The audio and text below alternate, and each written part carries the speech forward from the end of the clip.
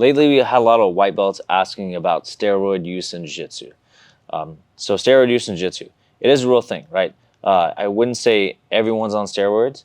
However, there are a lot of top male and female athletes that do use steroids, right? It's like any other sport. You're going to have a certain percentage that do use steroids.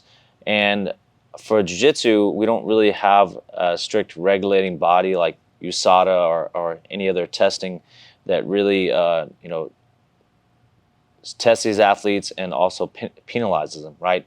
You have some in IBJJF that get caught, but really it's, as most people would say, is an intelligence test, right? So with that being said, you're going to have a lot of people at the top doing steroids. However, it doesn't mean everyone at the top is doing steroids, right? So it doesn't necessarily mean that to be a world champion, to be the ADCC champion, you have to use steroids. There are some people that aren't, right? They're probably the minority. However, it can still be done. What would you say? I would say, as a new person, as a white belt, it's one of those things where you may see a lot of like your favorite athletes, like, admitting to steroid use.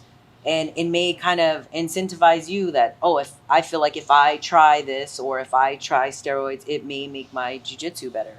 And that's definitely not the case. If you're new to the sport, your technique, your training, those are all things that you should put and prioritize over anything else. And that includes, illegal steroid use.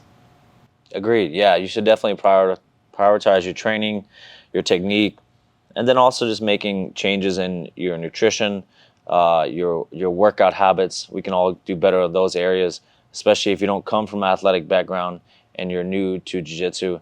You can focus on just basics of weight training, proper nutrition, and working on your technique, right? So those things will help you much more than just injecting yourself with steroids and thinking, oh, I'm going to get better at jiu-jitsu, right? You can inject as many steroids as you want, but that doesn't improve your technique, right? So working on your technique, especially as a beginner, is the most important thing, and learning, the basics, the fundamentals of jiu-jitsu, right? Those top-level athletes that do steroids have been training jiu-jitsu for 10, 20 years, and they're doing it to get that next advantage, right? A recovery or strength, what have you.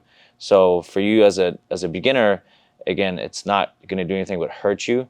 Focusing more on your technique and your training, and then, like I said, dialing in things like nutrition and strength and conditioning will help you as a beginner.